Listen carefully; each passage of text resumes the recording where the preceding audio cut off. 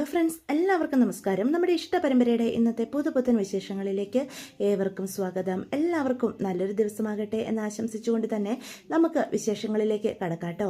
അങ്ങനെ നമ്മുടെ യമുന കോളേജിലേക്ക് വന്നിരിക്കുകയാണ്. അപ്പോൾ കോളേജിലേക്ക് കയറുമ്പം തന്നെ വാതിക്കൽ തന്നെ നമ്മുടെ വിശാൽ നിൽക്കുന്നുണ്ട്. വിശാലിനെ കണ്ടിട്ട് യാതൊരു മൈൻഡ് ചെയ്യാതെയാണ് അവൾ ക്ലാസ്സിലേക്ക് കയറി പോകുന്നത്. അത് കാണുമ്പോൾ വിശാലിൻ്റെ ഫ്രണ്ട്സൊക്കെ പറയും, എടാ കാത്തു സൂക്ഷിച്ചൊരു കസ്തൂരി മാമ്പഴം കാക്ക കൊത്തിക്കൊണ്ട് പോയെന്നാ തോന്നുന്നേ എന്ന് പറയണം. ഏയ് അവളെന്നെ കണ്ടു കാണില്ല, അതാകും മിണ്ടാതെ പോയത്. നിന്നെ നല്ല വെടിപ്പായിട്ട് കണ്ടിട്ടുണ്ട്. അവള് നിന്നെ കാണുന്നതേ ഞങ്ങൾ ശ്രദ്ധിച്ചായിരുന്നു. പക്ഷെ അവക്കിനി നിന്നെ വേണ്ടടാ. അതുകൊണ്ട് നൈസായിട്ട് നിന്നെ തേച്ചിട്ട് അവൾ കടന്നു കളഞ്ഞതാ. അല്ലെങ്കിൽ തന്നെ അവള് പോയെന്നും കരുതി നിന്നെ അത് ബാധിക്കാനൊന്നും പോകുന്നില്ലല്ലോ.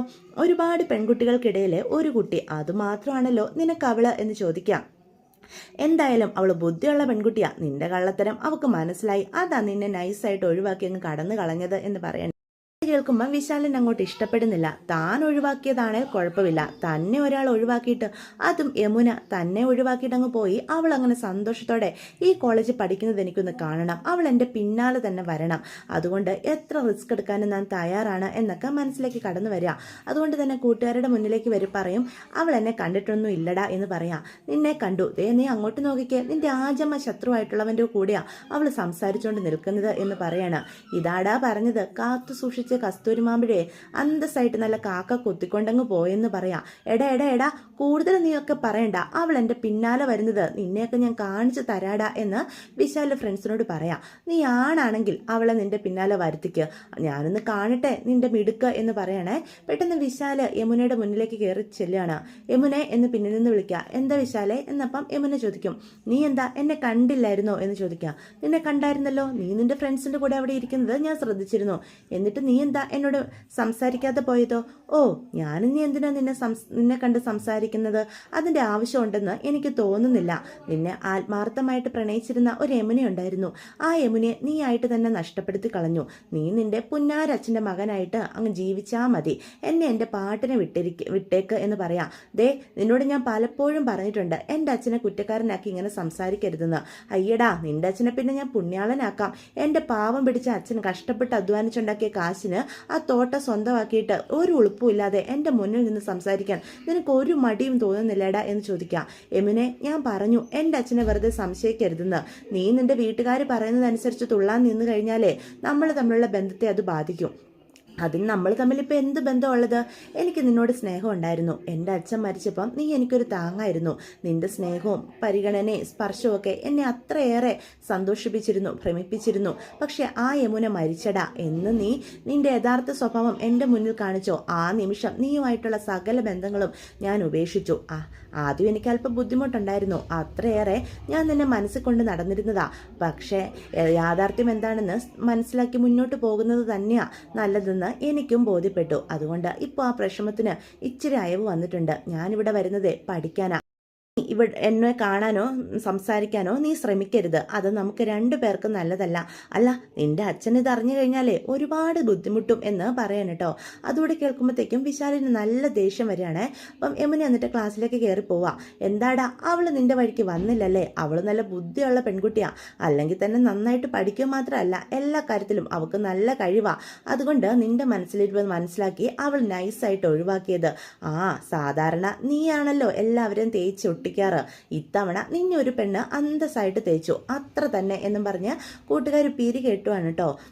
റോമിയയുടെ തലയ്ക്ക് തന്നെ നോക്കി യമുന നല്ലൊരു അടി കൊടുത്തു. അതാ ഈ ഇരിപ്പ് കണ്ടില്ലേ എന്നൊക്കെ പറഞ്ഞ് വീണ്ടും ഓരോന്നൊക്കെ പറയാം. നീയൊക്കെ കണ്ടോ, ഈ വിശാൽ അങ്ങനെ തോറ്റു കൊടുക്കുന്നവനല്ല. ഞാനേ ജയപാലൻ്റെ മകനാ. ജയപാലൻ്റെ മകൻ വിശാല്.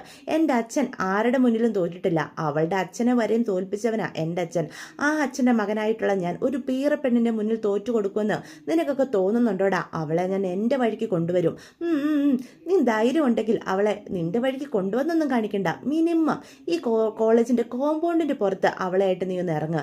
നീ ആണാണെന്ന് ഞങ്ങൾ സമ്മതിച്ച് തരാം. അവളെയും കൊണ്ട് ഞാൻ ഈ കോമ്പൗണ്ടിൻ്റെ പുറത്തല്ലടാ, അവളെയും കൊണ്ട് ഞാൻ ഒറ്റയ്ക്കൊരു വീട്ടിലേക്ക് തന്നെ പോകുന്നത്. നിന്നെയൊക്കെ ഞാൻ കാണിച്ചു തരാം എന്നും പറഞ്ഞ് ബെറ്റ് വെക്കുകയാണ് കേട്ടോ. ഇതേ സമയം നമ്മുടെ യമുന ഇതൊന്നും അറിയുന്നില്ല.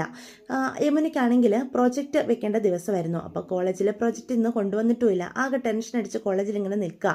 ഇതേ സമയം നമ്മുടെ സങ്കീർത്തനത്തിൽ ആകെ ടെൻഷൻ അടിച്ച് ഗംഗയും വിനീതും കൂടി ഇരിക്കുകയാണ്. അപ്പോൾ ഗംഗ ചോദിക്കും, ഇതുവരെയും അമ്മായി വന്നില്ലല്ലോ വിനീതേട്ട, എന്തെങ്കിലും പ്രശ്നമുണ്ടോ എന്ന് ചോദിക്കാം. അതാ മനസ്സിലാകാത്തത്, അമ്മ ഇനി പൈസ കൊടുക്കാനുള്ള മടി കാരണം മാറി നിൽക്കുമായിരിക്കുമോ എന്ന് ചോദിക്കുക. ഏയ് അങ്ങനെയൊന്നും എന്തായാലും ചെയ്യത്തില്ല, കുറച്ച് സമയം കൂടി നമുക്ക് വെയിറ്റ് ചെയ്യാം എന്ന് ഗംഗ വിനീതിനോട് പറയാണ് കേട്ടോ. പെട്ടെന്നാണ് വീടിൻ്റെ പിന്നാമ്പുറത്തു കൂടി അകത്തേക്ക് സുജാത കയറി വരുന്നത്. കരഞ്ഞോണ്ടാ വരുന്നത്. എന്തായി അമ്മേ എന്ന് ചോദിക്കുക. അപ്പോൾ സുജാതയുടെ മുഖത്തെ ടെൻഷനൊന്നും അവർ ശ്രദ്ധിക്കുന്നില്ല. പൈസ കിട്ടിയോ എന്ന് ചോദിക്കുക. അത് അവൾ എവിടെ ഗീത എന്ന് ചോദിക്കുക. അവൾ പോയോ? ഇനി പോയില്ലെങ്കിൽ അവരെന്നെ പെട്ടെന്ന് കാണാതിരിക്കാൻ വേണ്ടിയാ വീടിൻ്റെ പുറകുവശത്തോടെ ഞാൻ അകത്തേക്ക് കയറി വന്നത് എന്ന് പറയാം. അപ്പം ഗീത ചേച്ചി പറയുന്നതിലും കാര്യമുണ്ട്. കണ്ടില്ലേ ഗംഗെ, കാശ് കൊടുക്കാനുള്ള മടി കൊണ്ട് അമ്മ എന്തൊക്കെയായി ചെയ്തു കൂട്ടുന്നതെന്ന്.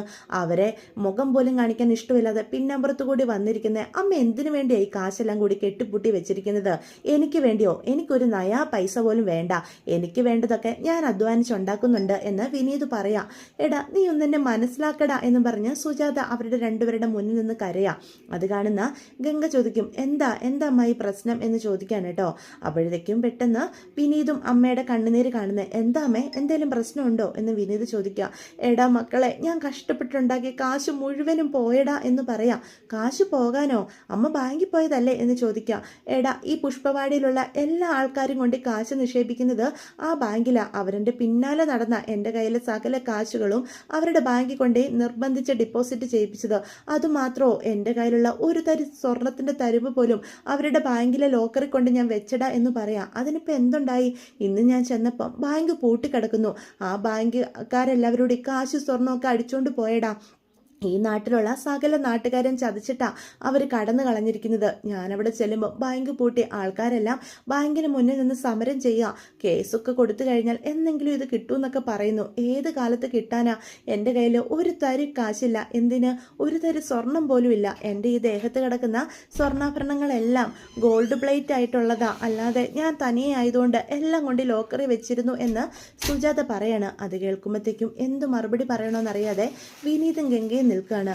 ഒരാളുടെ ജീവൻ രക്ഷിക്കാൻ വേണ്ടി ഇനി നമ്മുടെ കയ്യിൽ എവിടുന്ന് കാശ് കൊടുക്കും എന്ന് ചോദിക്കുകയാണ് കേട്ടോ നമ്മുടെ വിനീത്. അമ്മ നേരെ ചോദിച്ചാൽ തരില്ലെന്ന് കരുതിയാകും ഗീത ചേച്ചി ഇങ്ങനെയൊക്കെ ചെയ്തു കൂട്ടിയത് എന്ന് പറയണേ. എന്നിട്ട് കാര്യങ്ങളൊക്കെ സുജാതയും പറഞ്ഞു മനസ്സിലാക്കുക. പെട്ടെന്ന് ഗംഗയാണെങ്കിൽ അവർ ടെൻഷൻ അടിച്ച് നിൽക്കുന്ന കാണുമ്പം സുജാതയുടെ മുന്നിലേക്ക് ഒരു മാല നീട്ടാണ്. എന്താ മോളെ ഇതെന്ന് ചോദിക്കുക. ഇതെൻ്റെ അച്ഛൻ എനിക്ക് ആദ്യമായിട്ട് അണിയിച്ചു തന്ന മാലയാ. ഒരു നിധി പോലെ ഞാൻ സൂക്ഷിക്കുന്ന മാല. എൻ്റെ അച്ഛൻ്റെ ഓർമ്മയ്ക്കായിട്ട്. വീട്ടിൽ എന്തൊക്കെ പ്രതിസന്ധികൾ വന്നപ്പം ഈ മാല മാത്രം ഞാൻ എടുത്തിട്ടില്ല. പക്ഷേ ഒരാളുടെ ജീവനേക്കാൾ വലുതൊന്നും അല്ലല്ലോ ഈ മാല എന്നും പറഞ്ഞ് സുജാതയുടെ കയ്യിലേക്ക് കൊടുക്കുക. ഇതുകൊണ്ടേ വെച്ച് വിൽക്കുവോ പണയം വെക്കുവോ എന്താണെന്ന് വെച്ചാൽ ചെയ്തോ.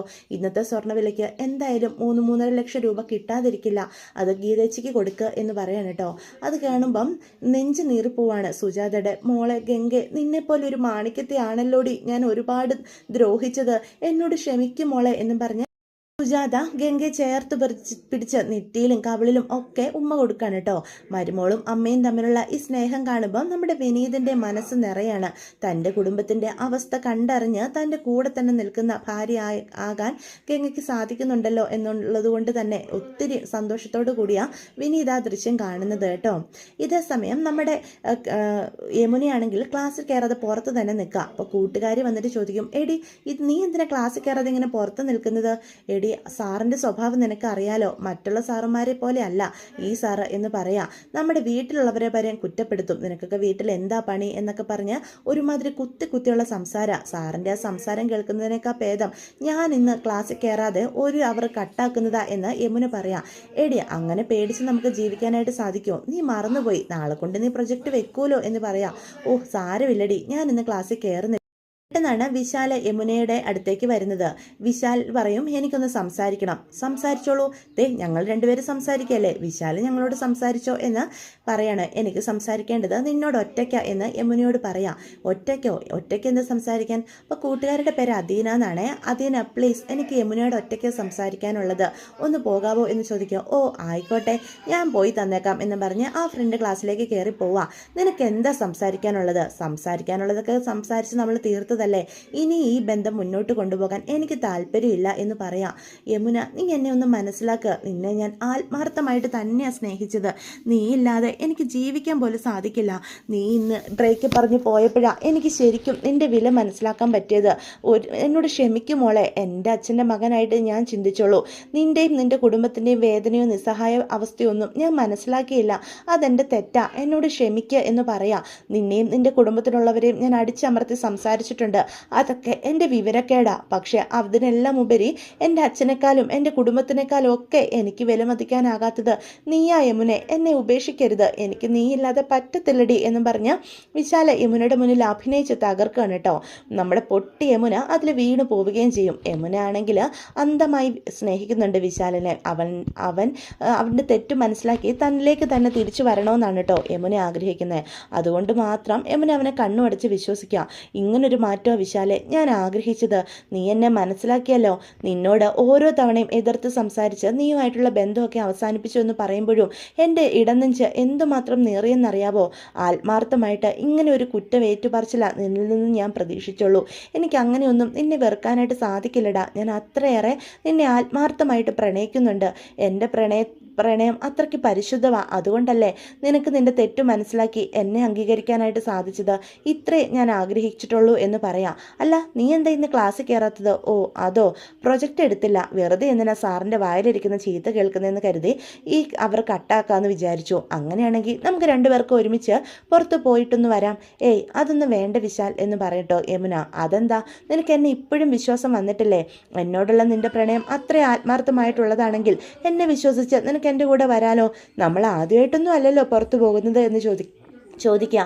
അങ്ങനെ യമുന വരാമെന്ന് സമ്മതിക്കുകയാണ് കേട്ടോ. യമുന തൻ്റെ വഴിക്ക് വരുന്ന കാണുന്ന വിശാല് മനസ്സ് ചിരിക്കുക. നീയൊക്കെ ഇത്രയേ ഉള്ളടി. ഞാനൊന്ന് വന്ന് 2 സെൻറ്റിമെൻറ്റ്സ് ഡയലോഗ് പറഞ്ഞു കഴിഞ്ഞാൽ അത് വീഴാവുന്നതേ ഉള്ളൂ. വീരശൂര പരാക്രമിയായിട്ടുള്ള യമുന എന്ന് പുച്ഛത്തോടു കൂടി പറയാം. ഇതോടുകൂടി ഇന്നത്തെ എപ്പിസോഡും അവസാനിക്കുകയാണ് കേട്ടോ. എന്തായാലും നമ്മുടെ യമുന ചാടിക്കൊടുക്കാൻ പോകുന്നത് വലിയൊരു കുഴിയിലേക്കാണ്. വിശാല് ആ ജയപാലൻ്റെ മകൻ മാത്രമാണ്. യമുനയെ കൊണ്ട് കുടുക്കാനായിട്ടാണ് വിശാലിൻ്റെ ശ്രമം. പക്ഷേ നമ്മുടെ കാവേരി വെറുതെ ഇരിക്കില്ലല്ലോ. കാവേരി യമുനെ കണ്ടുപിടിക്കുക മാത്രമല്ല വിശാലനും ജയപാലനും ഉള്ളത് മുഖമടിച്ച് തന്നെ കൊടുക്കുകയും ചെയ്യും. അതൊക്കെ നമുക്ക് വരും എപ്പിസോഡുകളിൽ കാണാനായിട്ട് സാധിക്കും. എല്ലാവർക്കും